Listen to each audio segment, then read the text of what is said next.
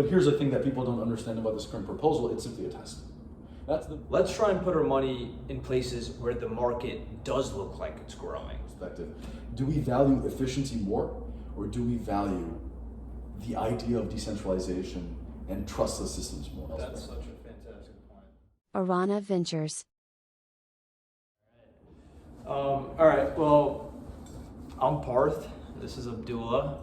We're the founding partners of Arana Ventures alongside Jackson Dearborn. Yeah, we're really here to just like talk a little bit about crypto, just some of the stuff we've been looking at, and just put it in video form because, you know, we look at this stuff all day, and try and, you know, get some content out there. So that's really it. We got some talking points. A lot of it's just going to be like a pretty chill dialogue between the two of us. One of the first things I actually want to talk about was a conversation on Saturday I had with one of my friends. We were going to the groceries to like buy dinner. We were making swordfish for a bunch of us. Nice, exotic. For the Big Ten championship, right? Because we were gonna go watch that. And on the way, he wanted to like ask me about crypto because he's always been kind of interested, but he's always been on the purview. So he asked me about crypto, and the first question is always like, so like, what is crypto?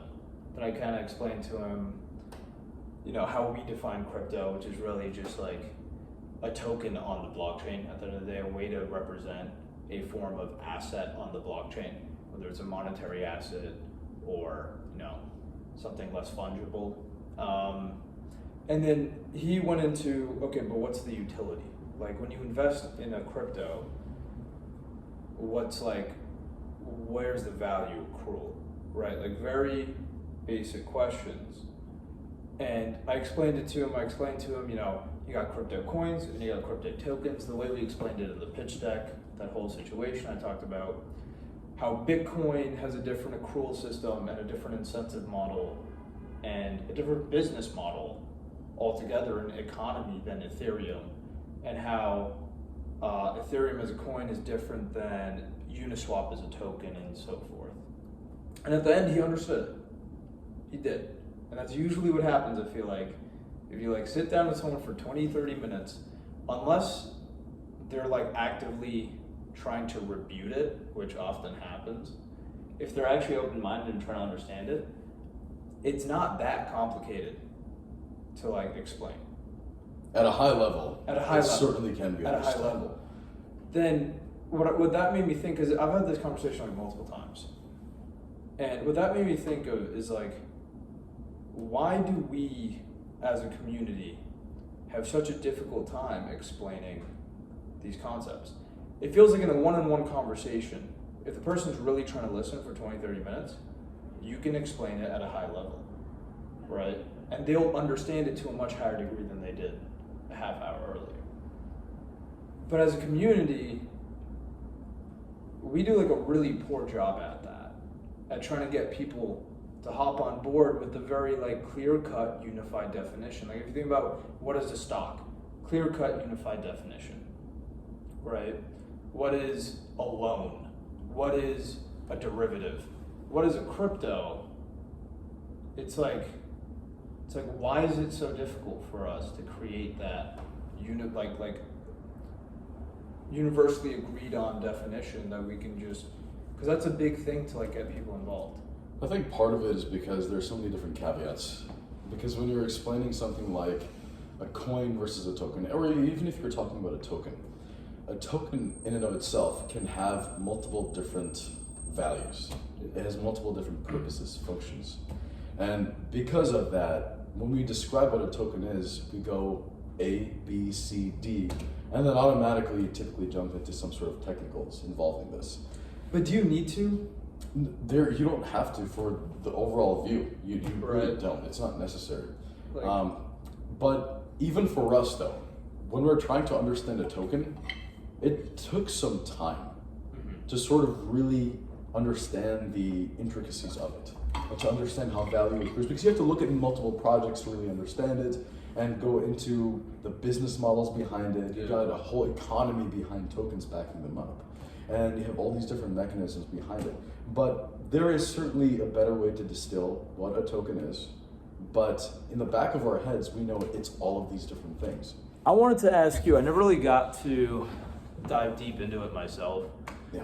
Uniswap governance, I saw a lot of people for the proposal to essentially do a little bit of a fee split to token holders, and then I also saw some like pushback. I don't know what the pushback's about. My guess is regulation, but if you want to kind of dive into that. Yeah, so essentially back in July, I mean the idea has been ruminating for a while, and this gets to the idea of what like a token's purpose is. Yeah. So at the moment, Uniswap is an AMM. Yeah. And it allows, which basically means you're able to pool money and allow for people, it makes it easy for people to swap different assets. Now, Uniswap has a token. This is what that means. Right now, the purpose of the Uniswap token is to regulate the application itself, the Uniswap application itself. And this is called governance. Now, there are a number of different stakeholders, people who, or rather shareholders who own parts of the overall of Uni, and they regulate how it's directed, what sorts of other protocols it launches on, what other fee switches it has. Now, the purpose of the Uni token right now is completely relegated towards governance. It doesn't have any other real utility, and that gets into the idea of like, how should you price something that's arbitrarily valued? I mean, governance is a very arbitrary concept. So how do you value that? The market just values that right now. That's at the moment. There's no one way of valuing it. There's no fundamental you're right. You can't value yet. Exactly. You can't value it like you would a traditional equity. Yeah, because there's no value accrual or income for you as the token holder. Right. Token holders don't currently attain revenue. Yeah. Now, what the fee switch is something in the code. We'll just explain it simply. Something in the code. You switch it on, and you're allowed to send some of the revenue that the protocol earns to Uniswap token holders. That's essentially saying that dividends are paid out to the people who are holding the token, which is called UNI. And a lot of pushback has been received for this. This proposal came out around July, and a number of liquidity providers stated that they don't want this to go through because it cuts into their fees. Okay. People who are providing liquidity on Uniswap, they're not going to attain as much money as they would. Okay. And something about Uniswap, I mean, as we know, because we work closely with Uniswap, we use pools V3, and we're subject to impermanent loss constantly. Yeah. And so that's one of the citations that these liquidity providers use, that we have impermanent loss. We have a very small margin that we're currently dealing with because of these different issues. And if you take away a piece of that and give it to token holders, our margin is even smaller. It's razor thin. And so that's the main pushback from liquidity providers at the moment. Yeah. So with liquidity providers, we know, we've seen it ourselves firsthand, how bad impermanent loss can get. Is there a serious liquidity concern for Uniswap long term? For Uniswap long term, right now it is, in comparison to practically every other decentralized exchange, it has the highest TVL. Yeah. And it has the highest TVL across multiple different chains. And that TVL is concentrated, so it's even compounded in terms of its ability to provide liquidity. Right. If there's no concentrated liquidity, everybody's just earning fees strictly based on the volume. Mm-hmm. Great. If there is concentrated liquidity, you're gonna have two types of people. One, the people that don't want to concentrate, and two, the people that do. This is kind of like it's almost like a prisoner's dilemma. Mm-hmm. If nobody uses concentrated liquidity, then everybody makes a decent amount of money, right? But if some people use if you use concentrated liquidity and I don't, you're gonna make a ton of money in that range, right? So then I'm disadvantaged for not using it. But if I use it too, then we both make practically nothing, maybe even lose, because we're both splitting the same amount of money we would have if neither of us had concentrated liquidity, but we're taking on way more in permanent loss, right? So it does kind of feel like one of those prisoner dilemmas where it just ends up, because of literally what the definition of that game theory, everyone just gets bucketed into that lose-lose quadrant. That's what it feels like. That's like one of the main arguments against Uniswap v3 and concentrated liquidity in general, because it's supposed to provide a higher degree of capital efficiency. And it does. And it does. It does. Right. For the trader, it's amazing. Exactly. For the trader, it's great. But liquidity providers, they're having a lot of pushback because of that same exact mechanism. Yeah. And it works really well when you're swapping. I mean, when you're swapping on Uniswap, the slippage is very, very low. It's really, really effective. Yeah. And that's one of the things that you need to also take into consideration with these markets is like, where is the liquidity going to go towards? Because that's probably one of the most important, if not the most important factor, is how deep is the market. Yeah. And for Uniswap, they have a deep market. And they have built their brand name ever since the start of DeFi. Yeah. And simply because of that, they're launching on multiple different chains, on multiple different L2s, multiple different, and now on L1s as well. So because of that brand recognition, you're going to get people gravitating towards Uniswap. Now, the issue with the fee switch is that liquidity providers are threatening to take away their liquidity and go somewhere else. But here's the thing that people don't understand about this current proposal: it's simply a test. That's the thing with governance right now, and with DeFi in general, a lot of things are being tested out. That makes sense. A lot of people say that Uniswap has grown to this, in comparison, relatively to other DeFi applications, it's behemoth, it's big. Yeah. And they don't want to tarnish its reputation, they don't want to ruin it. That's what these liquidity providers are saying. However, that's an issue, because we know when these protocols stop innovating because they get too big and they want to preserve their sanctity, it becomes, they start falling inevitably over time. And it's not like, they're like a big fish in a tiny little pool right now. And that pool's about to get a lot bigger, right? Yeah. All right, I want to switch to Uniswap, the regulation that this brings. So yes, it's hard to say it's a security, because it's hard to say that as a token holder you're owning it to earn a profit, because really the utility is governance. So a lot of people that own it to be involved in the voting for now. Right, you add that fee switch, all of a sudden, yes, it is absolutely one of the utilities is to earn a profit. Correct. Absolutely. Yep. Now, then it brings into the final component, which is by a third party, which is obviously one of the main components that blockchain technology, improves on and actually questions. Yes. It's not a third party if it's decentralized across a million parties. Right? So say if Uniswap is completely governed by a DAO, it's the Uniswap Labs ceases to exist in the near to medium future, and so on. Is it a security in your opinion? So I don't remember the exact verbiage of the Howey test. It's either the efforts of a third party or the efforts of others, and it can be said that others could be just a bunch of decentralized and individuals. Who are the others? Isn't it it's like liquidity providers? Yes, that's the It's the people voting, which is yourself if you're the token holder. And I mean, if there are updates, then you obviously have the developers in the back end. Right. But so this is an interesting idea, because if you have, say, if you're a large stakeholder, if you're a large shareholder in Uni, you're likely going to be involved in governance.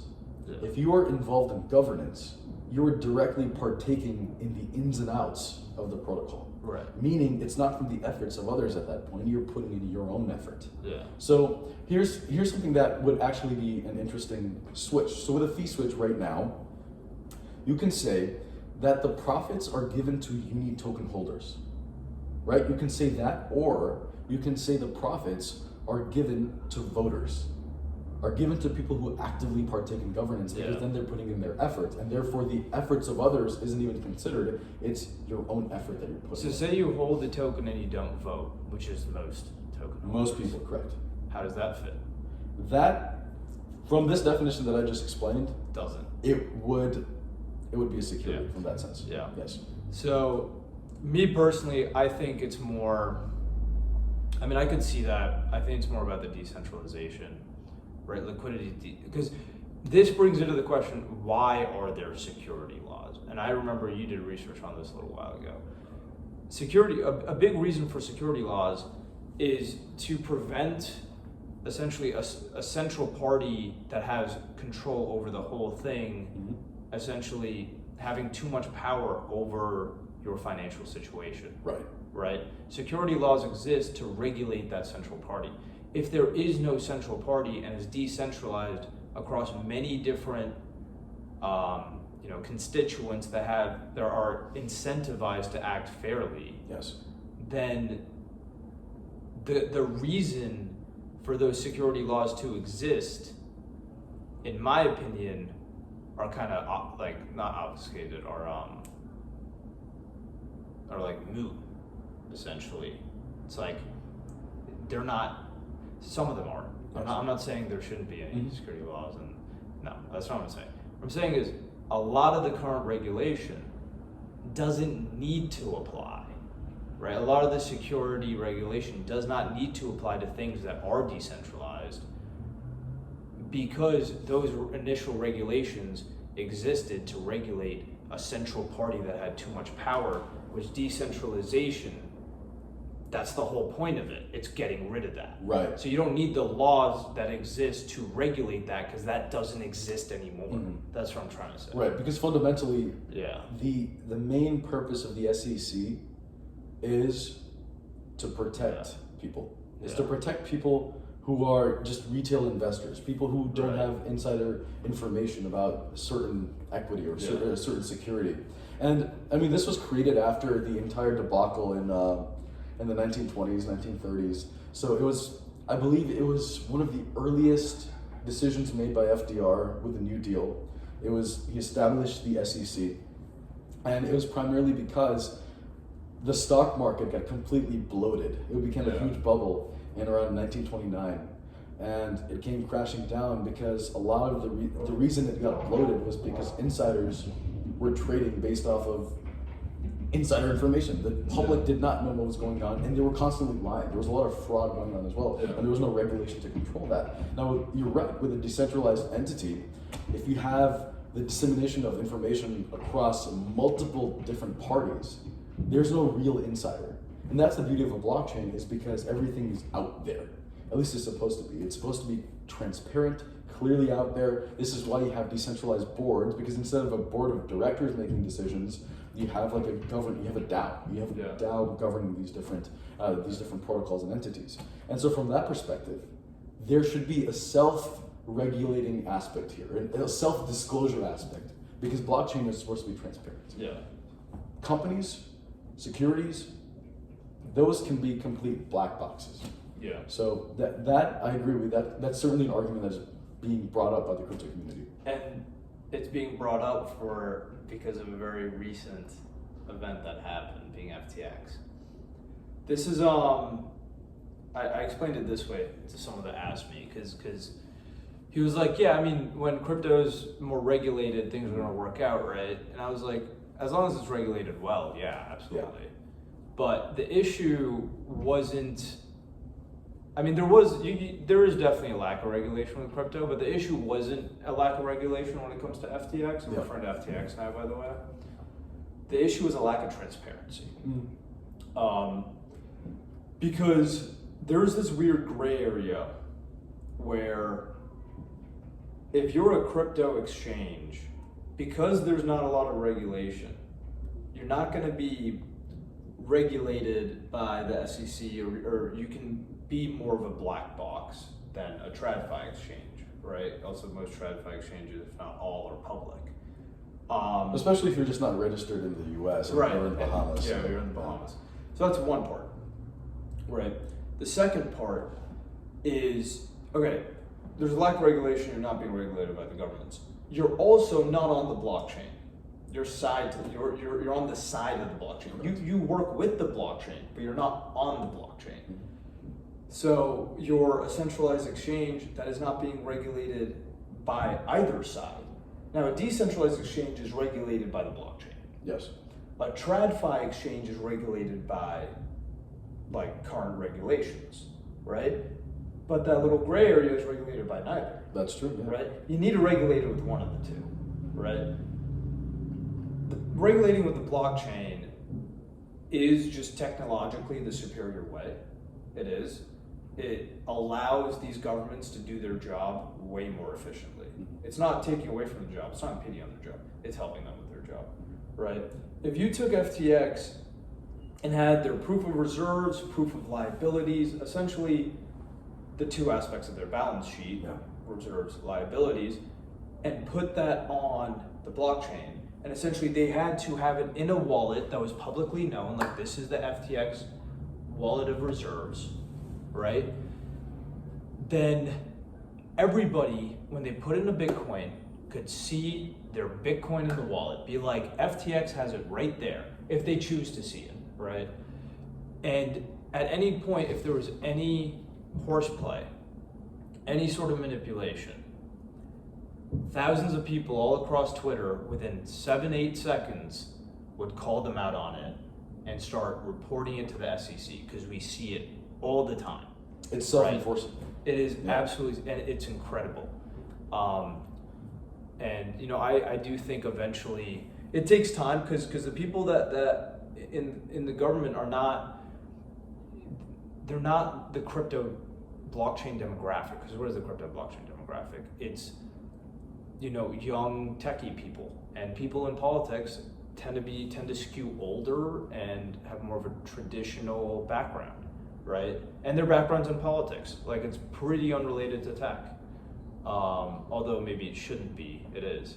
So it's like, it's gonna take time, as long as there's no, like, I'm glad the DCCPA bill didn't come out, because it wasn't well done.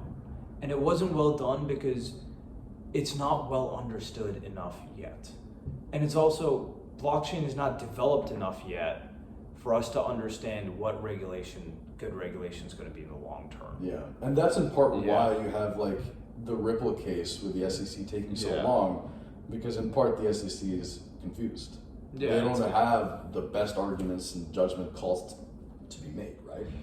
Crypto hasn't done a great job at, you know, getting early adopters. It's gotten innovators, it's gotten the super early people like us, but it hasn't really gotten to those everyday use cases where people will actually use them in their normal life, right? In IRL, in real life.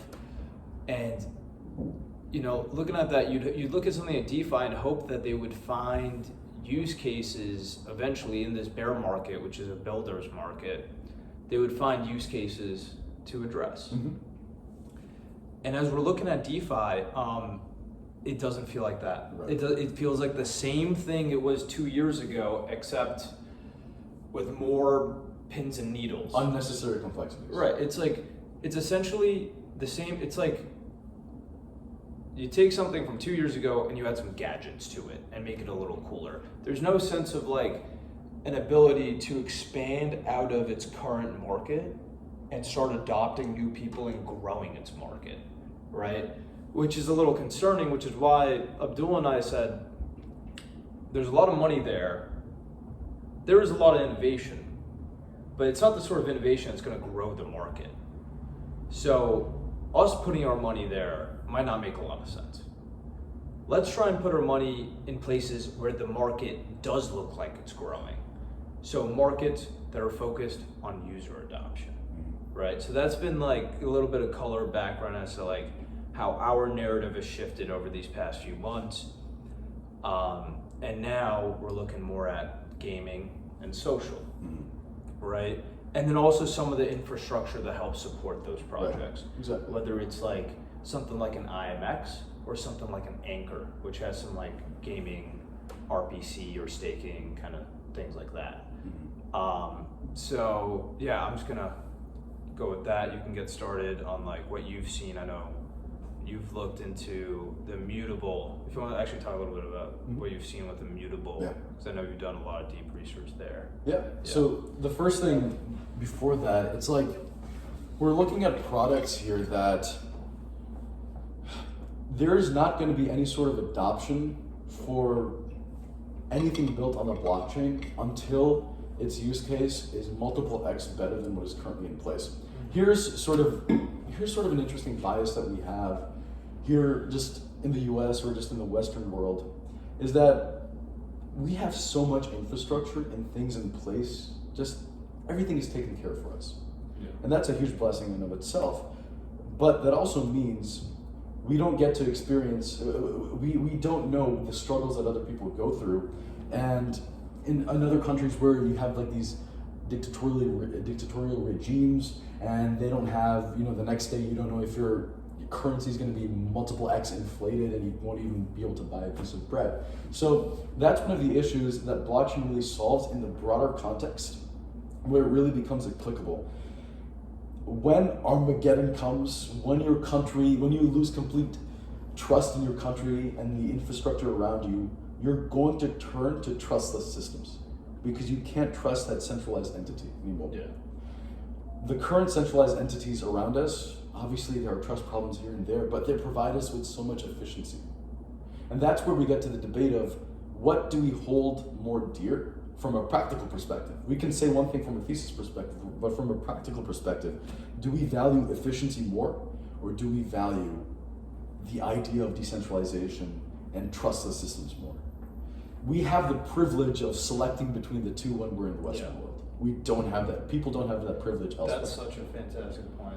So that's one thing we're combating right now, because when we're making investments, we sort of have to look towards a side of efficiency right now. Because if we completely look towards a side of decentralization, and we are very much ingrained in believing in this thesis. We love the decentralization and trustless thesis because we believe it's right.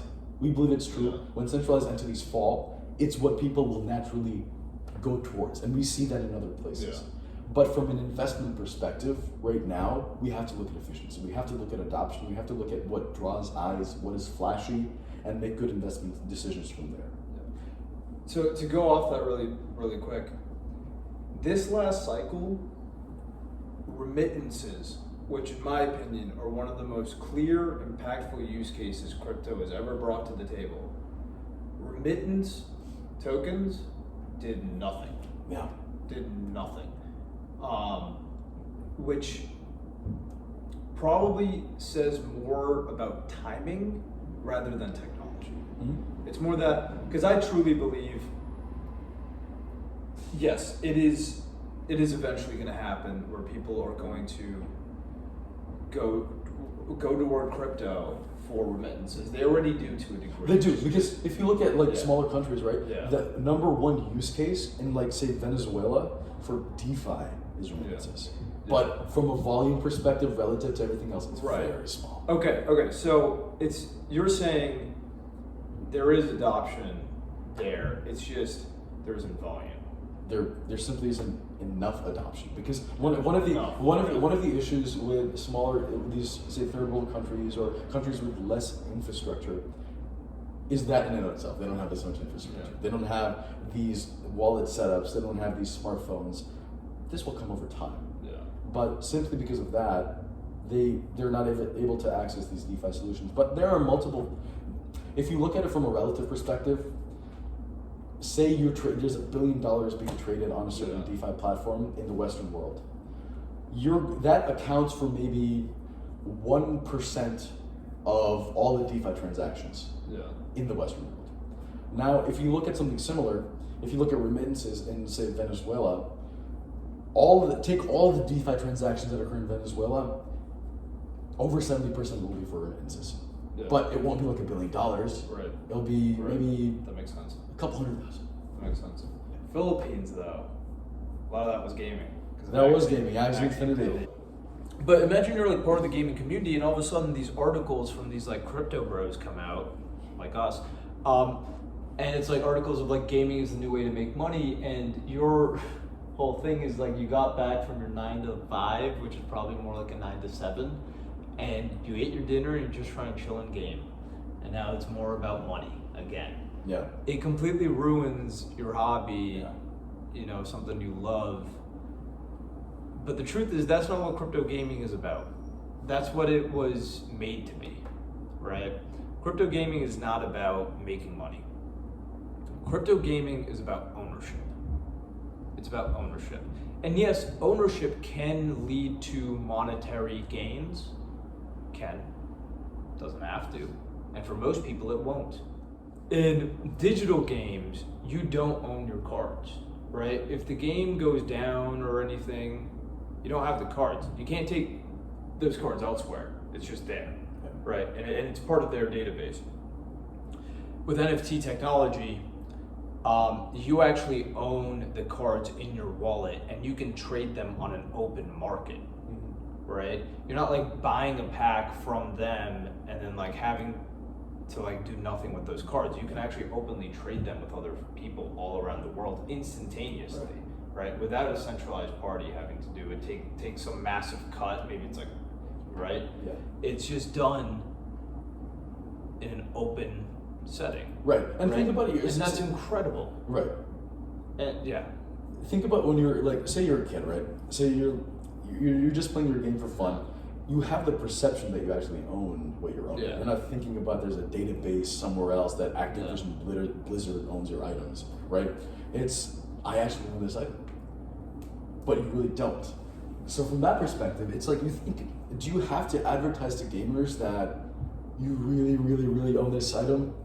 They have to push the crypto narrative to them? I don't think that's necessary. In the back end, when you're just creating a game, just put it on the blockchain and make a seamless marketplace exist where people can trade. Because kids, for example, they're not gonna think about ownership and custody of their stuff. They automatically think in their heads, that sword in that game, I actually own it. They won't know they don't own it until everything crashes and they lose their account. Yeah. But that is only relevant when the game goes down, right? When the game goes down. So at that point, it's just like, you don't even have to say this is crypto based, this is blockchain based. That's just a de facto rule in the gaming industry that you put stuff on the blockchain because it's the right thing to do, it's the better thing to do, and it makes your game economy more effective and efficient. You don't even have to advertise it. Yeah. Currently, right now, the state of gaming at the moment for blockchain games, it's pretty much, everybody's looking for the big hitter. Everybody's looking for that big title, and that's typically the case in traditional gaming. I mean, one of the biggest games like that everybody's anticipating is the next iteration of GTA. I already know what you're saying. What are you gonna say? It's been years since I played like the last GTA came out. It's been years. Yeah. It's like half a decade. It takes so long to create a good game, especially an open world game. Now, any game that advertises that they're on the blockchain and they're an open world like RPG, an MMORPG, that's not very advanced. Imagine doing what it takes. What's the GTA creator? Rockstar. Rockstar Games, Yeah. that's right. What takes Rockstar Games 5 years and like hundreds of millions of dollars? Yeah, do that with like tens of millions of dollars and like 2 years and on the blockchain. Exactly. It's like, no, no, what are you talking about? Right. Are you, like how is that even like, it's not feasible. like it's not how feasible. is it even remotely like anywhere close to feasible? Mm-hmm.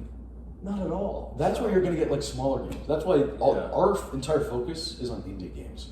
Yeah. Smaller games that don't have too much open world complexity, or rather, instead, they provide you an instant feedback loop and are exciting and entertaining to play. And somewhere in there, And they're catchy. And they're catchy, and they're appealing and a very seamless user interface. Yeah. But the crypto aspect of it is very much going to be on the back end. Yeah. It's not going to be. We're not going to call it a play to earn game. Yeah. No, that's not the purpose of gaming in the first place. It's for entertainment purposes. Playing to entertain. Right. Keep it at that. Don't need to change that model, right? That model works and has worked and will work.